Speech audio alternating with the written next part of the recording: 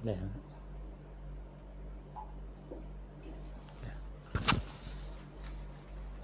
بسم الله الرحمن الرحيم. إلى حضرة النبي المصطفى سيدنا محمد صلى الله عليه وسلم وإلى أصحابه الكرام، إلى مشايخنا شيء لله لهم الفاتحة. أعوذ بالله من الشيطان الرجيم. بسم الله الرحمن الرحيم. الحمد لله رب العالمين الرحمن الرحيم مالك يوم الدين إياك نعبد وإياك نستعين اهدنا الصراط المستقيم صراط الذين أنعمت عليهم غير المغضوب عليهم ولا الضالين. السلام عليكم ورحمة الله وبركاته. الحمد لله رب العالمين وبه نستعين على أمور الدنيا والدين. اللهم صل على نور الأنوار سر الأسرار ترياق الأغيار ومفتاح باب اليسار سيدنا محمد المختار وآله الأطهار وأصحابه الأخيار عدد نعم الله وإفضاله. اللهم انفعنا بما علمتنا وعلمنا ما ينفعنا وزدنا علما. سبحانك لا علم لنا إلا ما علمتنا إنك أنت العليم الحكيم. ولا حول ولا قوة إلا بالله العلي العظيم. وبعد. Alhamdulillah, kita rafakkan rasa syukur kita kepada Allah Subhanahu wa taala memberi peluang kepada kita untuk masih lagi bernafas di muka bumi Allah Subhanahu wa taala, dipinjamkan nyawa oleh Allah Subhanahu wa taala, diberi kesihatan tubuh badan kepada kita, dan diberi kesempatan kepada kita untuk melakukan ketaatan kepada Allah Subhanahu wa taala, dan dijauhkan oleh Allah Subhanahu wa taala daripada melakukan kemaksiatan. Dan alhamdulillah, pada malam ni kita sambung mendengar hadis-hadis Nabi SAW melalui buku 40 hadis penawar bagi hati susunan Syekh Ahmad Fahmi Zamzam hafizahullahu taala mata'ahu Allah bisihhati wal afiyah. Mendengar kalam-kalam ataupun hadis daripada baginda sallallahu alaihi wasallam itu merupakan ubat ataupun penawar bagi kehidupan kita, penawar bagi hati kita, kerana ia merupakan merupakan kalam yang pernah keluar daripada insan teragung kekasih Allah Subhanahu wa taala. Sudah semestinya apa yang keluar daripada kalam Nabi sallallahu alaihi wasallam itu adalah petunjuk daripada Allah Subhanahu wa taala. Wa ma yantiqu 'anil hawa in huwa illa wahyun yuha. Apa yang diucapkan oleh Nabi sallallahu alaihi wasallam itu adalah panduan bagi kehidupan kita. Apa yang dilakukan oleh baginda Nabi sallallahu alaihi wasallam itu adalah petunjuk bagi kehidupan kita. Apa yang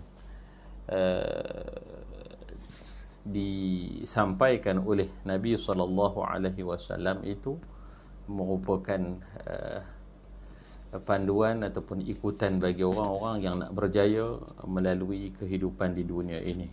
Kerana Allah Subhanahu wa taala meletakkan kedudukan baginda Nabi sallallahu alaihi wasallam pada kedudukan yang tinggi, qudwah hasanah yang ditunjukkan oleh Nabi sallallahu alaihi wasallam itu sebagai panduan kepada kita bagaimana untuk kita hidup di dalam muka bumi Allah Subhanahu wa taala yang sementara ini.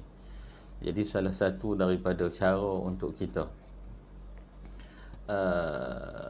mengingati baginda Nabi sallallahu alaihi wasallam, mengikuti Nabi sallallahu alaihi wasallam adalah melalui mendengar hadis-hadis yang pernah disampaikan oleh Nabi sallallahu alaihi wasallam yang diriwayatkan secara teliti oleh para sahabat ridwanullah alaihim ajma'in sehingga sampai kepada kita pada hari ini. Alhamdulillah. Jadi malam ini kita masuk ke hadis yang ke-37, hadis yang diletakkan tajuk oleh penyusun buku ini, iaitu dengan dia letakkan tajuk siapa orang yang pintar. Bisanadil muttasil ila al-Imam at-Tirmizi rahimahullahu ta'ala wa bihi qala an Abi Ya'la Shaddadin ibn Aws radhiyallahu anhu 'anil Nabi sallallahu alaihi wasallam qala al-kayyisu man dana nafsahu wa 'amila lima ba'dal maut wal 'ajizu man atba'a nafsahu hawaha wa tamanna 'ala Allahil amani. Yang mana artinya daripada Abi Ya'la Shaddad bin Aus radhiyallahu anhu daripada Rasulullah sallallahu alaihi wasallam, sabdanya, Nabi pernah bersabda, kata Nabi sallallahu alaihi wasallam, orang yang cerdik al-kayyisu, orang yang cerdik. Siapa orang yang cerdik ini? Man dana nafsahu, iaitu orang yang selalu memperhitungkan dirinya. Wa amila lima ba'dal maut, dan ia suka beramal untuk bekalan sesudah mati. Wal ajizu, manakala itu, sedangkan orang yang lemah itu, al ajiz maksud lemah. Orang yang lemah itu siapa? Man, orang yang atba'a nafsahu hawaha, yang mengikuti kehendak hawa nafsunya. Itu orang yang lemah. Wal ajizu man atba'a nafsahu hawaha. Kemudian dia selalu mengikuti hawa nafsunya. Wa tamanna 'ala Allahil amani, dan berangan-angan kepada Allah Ta'ala, yakni angan-angan untuk mendapatkan kebahagiaan dan pengampunan daripadanya tanpa beramal soleh. Hadis riwayat Imam Tirmizi. Hadis ini diriwayatkan oleh sahabat Nabi sallallahu alaihi wasallam, namanya Shaddad bin Aus radhiyallahu anhu An-Najjari, daripada Bani Najjar, Al-Madani, asal daripada Madinah. Madinah ni kelompok dia Aus dan Khazraj membentuk Ansar yang berhijrah dengan Nabi sallallahu alaihi wasallam daripada Mekah, itu namanya Muhajirin. Jadi Muhajirin dan Ansar itu berpadu membentuk sebuah masyarakat yang cukup kuat di Madinah Al-Munawwarah, dipimpin oleh baginda Nabi sallallahu alaihi wasallam. Itu Abi Ya'la Shaddad bin Aus radhiyallahu anhu ni sahabat baginda Nabi sallallahu alaihi wasallam, yang mana dia pernah riwayatkan daripada baginda Nabi sallallahu alaihi wasallam sebanyak 50 buah hadis. 50 buah hadis.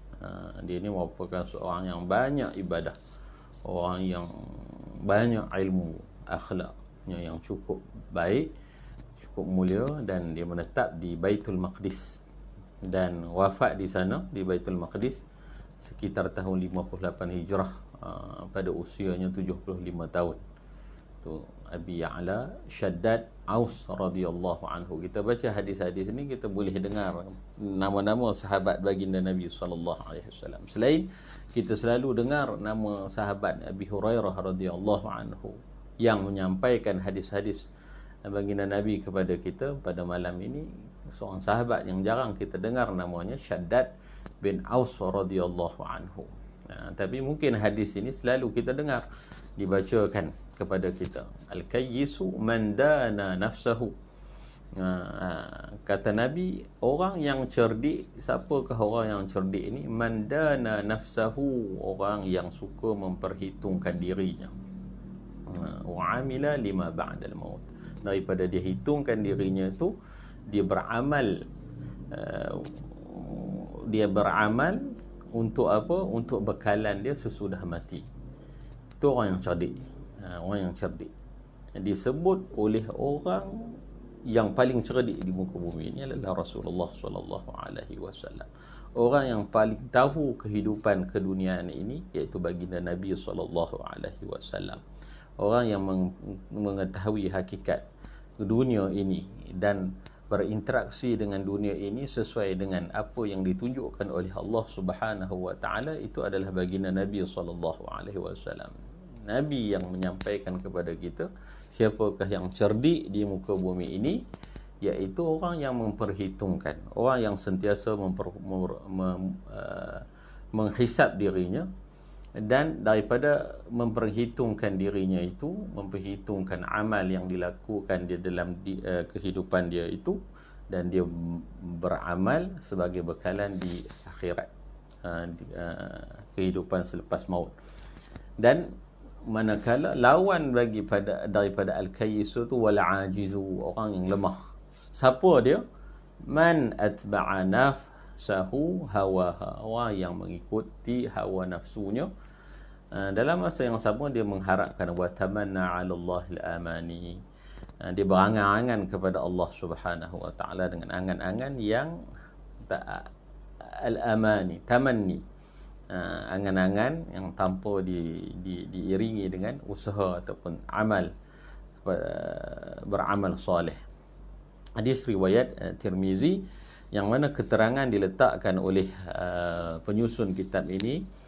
Kata penyusun, terdapat banyak perbezaan dalam membuat penilaian siapakah sebenarnya orang yang cerdik atau siapakah yang sebenarnya orang yang bahagia.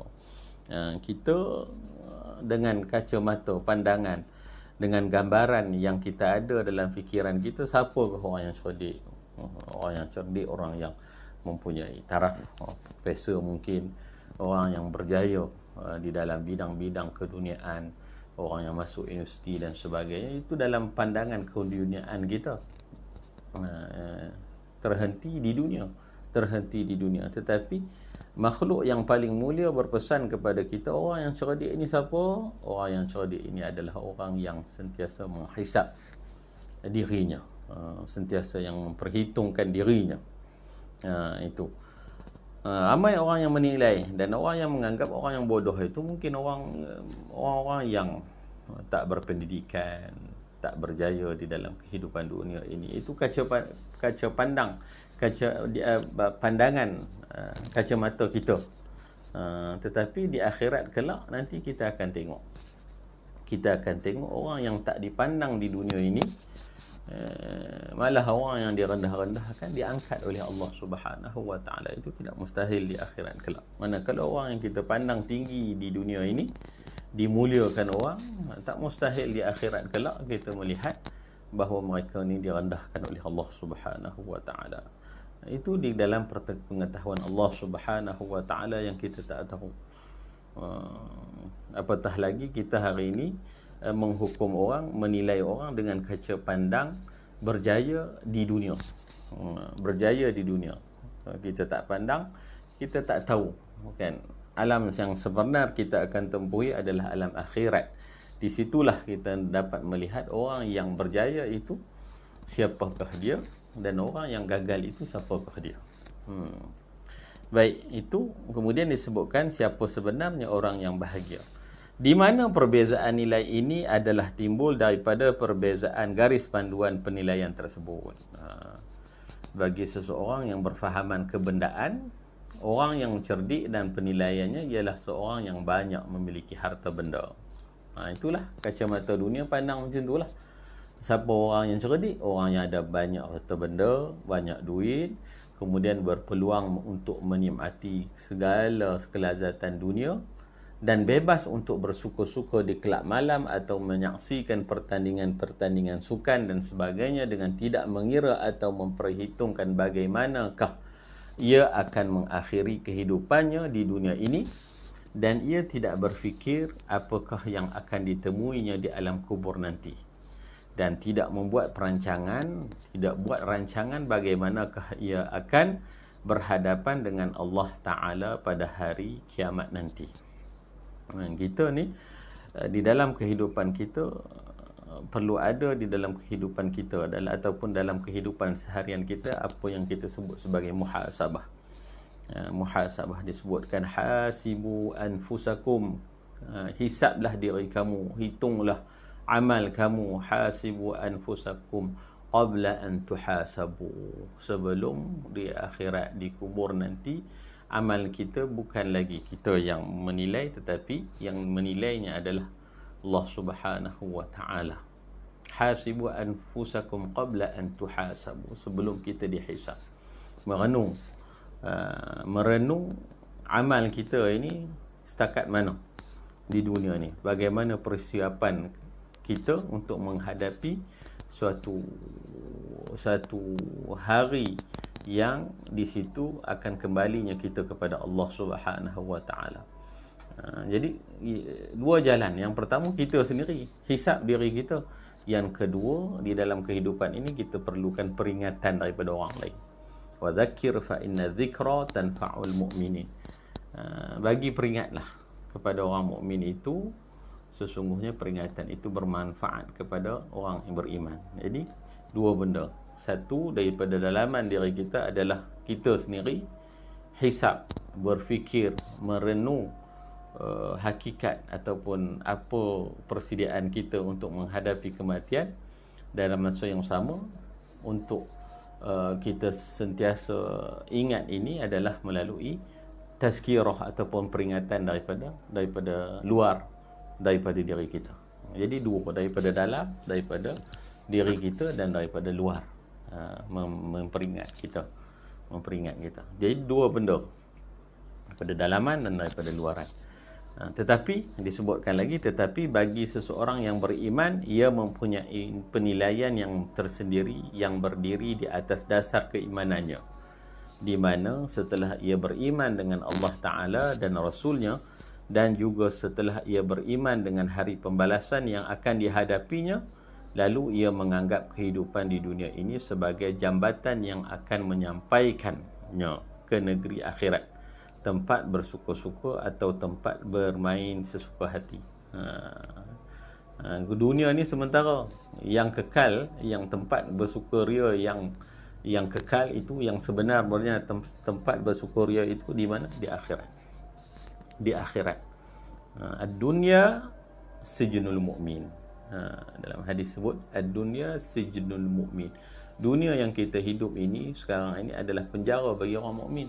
Nak buat itu tak boleh, nak buat ini tak boleh, nak buat itu dilarang. Dan disebutkan dunia ni apa? Jannatul kafir. Syurga bagi orang kafir. Nak buat tu semua tanpa dilarang, tanpa panduan kehidupan, buatlah apa sesuka hati, itu bagi orang kafir. Tetapi di akhirat kelak mereka akan diazab. Orang mukmin dia berhati-hati di dalam kehidupannya di dunia ini, mengikut apa yang Allah Subhanahu wa taala perintahkan, melakukan apa yang Allah Subhanahu wa taala perintahkan, meninggalkan apa yang Allah Subhanahu wa taala larang, maka berjayanya nanti di mana? Di akhirat kelak. Di akhirat kelak. Sebab tu disebutkan di dalam hadis, menyebutkan huffatil jannah bil makarih, dikelilingi dunia ini dengan benda yang kita tak suka. Huffatil jannah, dikelilingi syurga itu dengan benda yang kita tak suka. Untuk berjaya di menggapai syurga Allah Subhanahu wa taala, apa-apa yang kita suka kita tak boleh lakukan. Kita tak boleh buat ikut nafsu kita. Nafsu apa yang nafsu suka, kita tahan apa yang nafsu kita suka, kita tahan di dunia ini. Sebab tu disebutkan huffatil jannah bil makarih, manakala huffatin nar bisyahawat, dikelilingi neraka itu dengan syahwat, dengan apa yang disukai. Apa yang disukai dibuat tanpa memikirkan larangan-larangan Allah Subhanahu wa taala. Itu sifat neraka, dikelilingi dengan apa? Dengan syahwat. Dengan syahwat. Sebab tu orang yang cerdik dia akan fikir dunia ni sementara, yang kekal itu adalah kehidupan dikubur dan akan menuju ke alam akhirat yang kekal abadi. Jadi nak pilih yang mana, yang sementara ataupun yang kekal? Sudah tentu orang yang cerdik dia akan memilih kehidupan yang kekal abadi, yang kekal, seperti yang ditunjukkan oleh Nabi SAW.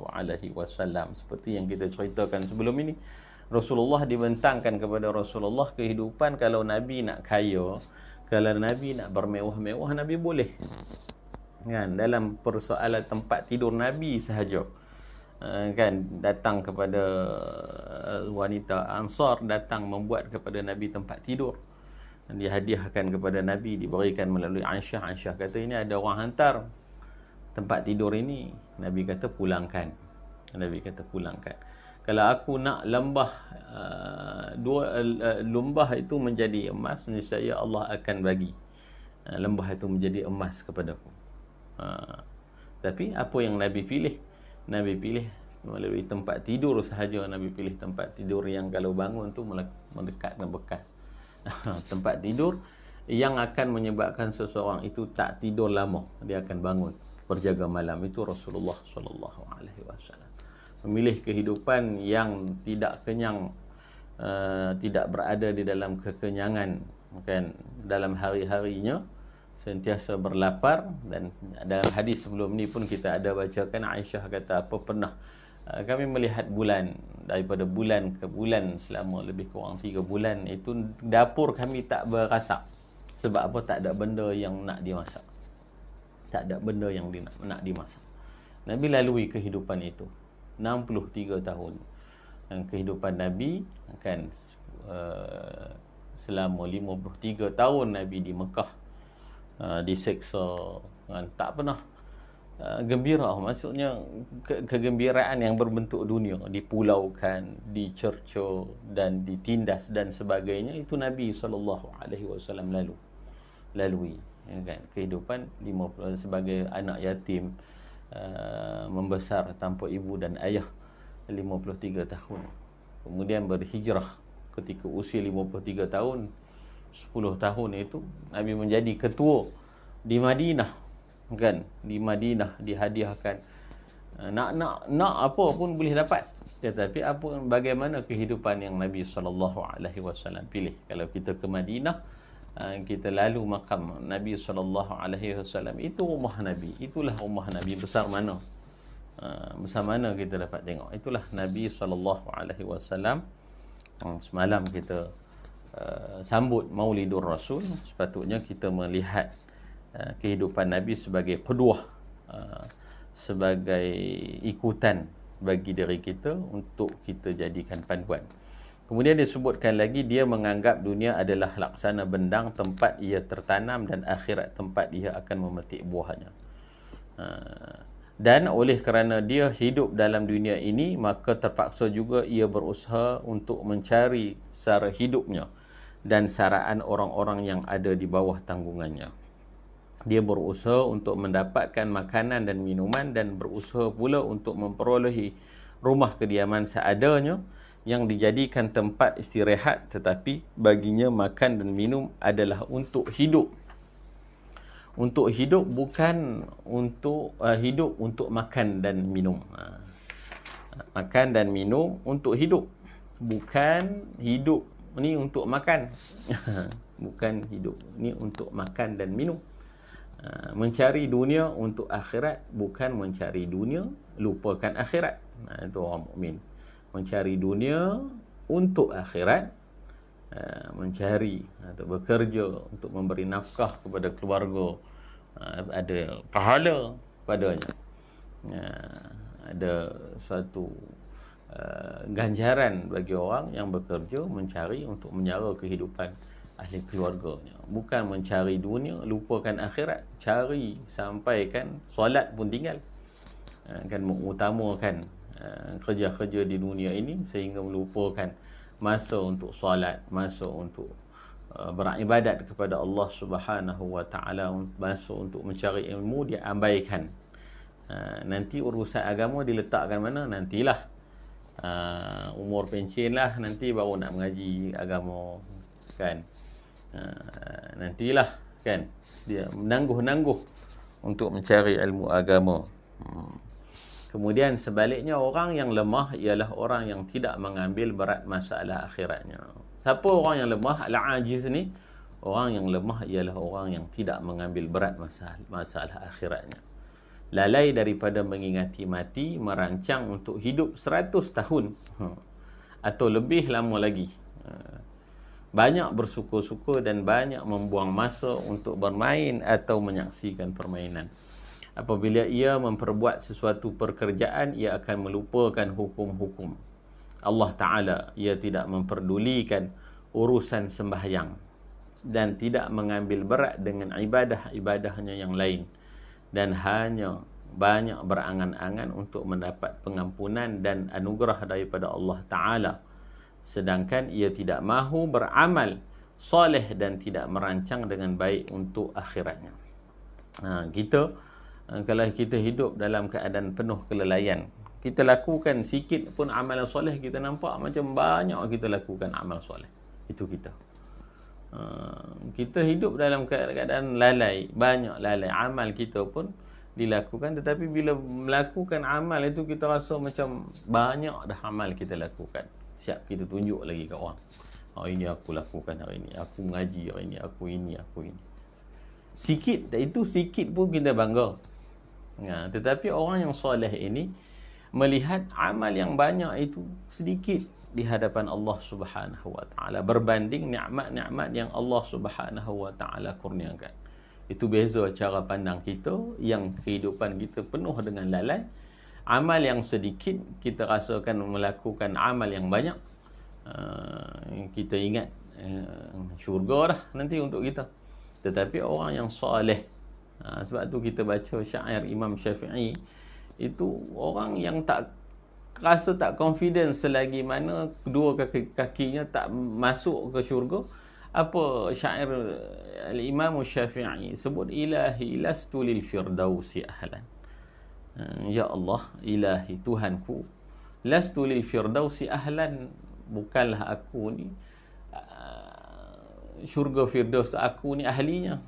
Aku tahu kan. Itu orang yang soleh. Imam Syafi'i kedudukannya tinggi, tetapi ungkapannya begitu, lastu lil firdausi ahlan. Tetapi kita dengan amal yang sedikit ini kita rasa syurga firdaus lah kita. Itulah sikap orang yang lalai, orang yang lemah, al-ajiz. Kan? Buat amal sikit, buat tak banyak mana, tetapi anggap kan syurga firdaus dah. Tetapi orang yang soleh, orang yang dipilih oleh Allah Subhanahu wa taala buat amal banyak, tetapi merasakan kekurangan di hadapan Allah Subhanahu wa taala, sentiasa memperhitungkan dirinya, amal ibadahnya. Ilahi lastu lil firdausi ahlan. Tuhanku, lastu lil firdausi ahlan. Syurga firdaus aku bukan ahlinya, aku tahu. Kan? Wala aqwa ala naril jahim. Tapi aku tak tahan untuk tanggung bukan azab api neraka-Mu, ya Allah. Itu doa munajat orang yang soleh. Sentiasa menghitung dirinya, bermuhasabah diri, dan sebelum tidur kan bermuhasabah diri, bangun sebelum subuh beristighfar kepada Allah Subhanahu wa taala. As-sabirin, Allah Subhanahu wa taala sebut di dalam surah Al-Imran, as-sabirin was-sadiqin wal-qanitin wal-munfiqin wal-mustaghfirin bil ashar. Siapa orang yang bertakwa, siapa orang yang dikasihi oleh Allah Subhanahu wa taala, sifatnya as-sabirin, orang yang sabar. As-sadiqin, orang yang benar. Wal-qanitin, orang yang patuh taat kepada Allah Subhanahu wa taala. Wal-munfiqin, orang yang berinfak hartanya di jalan Allah Subhanahu wa taala, dan seterusnya. Wal-mustaghfirin bil ashar, orang yang beristighfar kepada Allah Subhanahu wa taala pada waktu sahur. Sebelum subuh bangun beristighfar kepada Allah Subhanahu wa taala, fikir dosanya yang banyak, lalu beristighfar kepada Allah Subhanahu wa taala. Fikirkan nikmat yang cukup banyak Allah Subhanahu wa taala bagi, dan kita kurangnya kita bersyukur kepada Allah Subhanahu wa taala atas nikmatnya. Lalu orang mukmin itu beristighfar di waktu sebelum sahur, astaghfirullahal azim, astaghfirullahal azim, astaghfirullahal azim, dengan kekurangan yang kita persembahkan daripada Allah Subhanahu wa taala.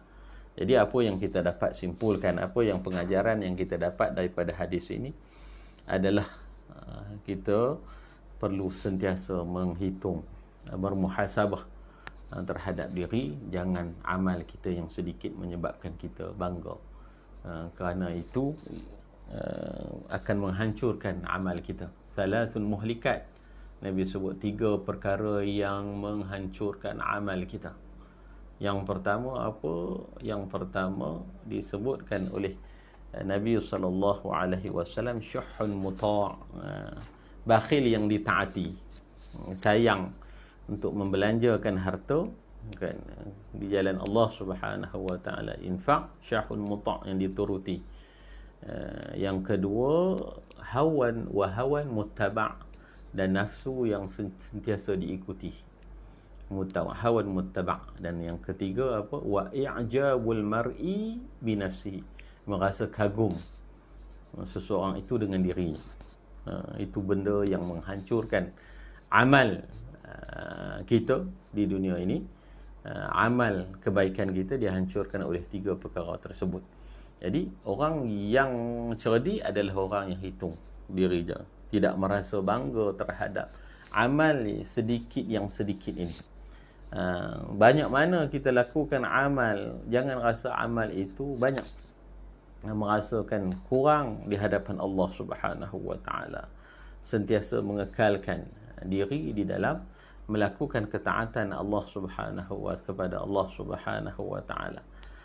Dan ketika melakukan wal ajizu, orang yang lemah itu lakukan amal sikit kan, tetapi berangan-angan nak lebih di akhirat kelak.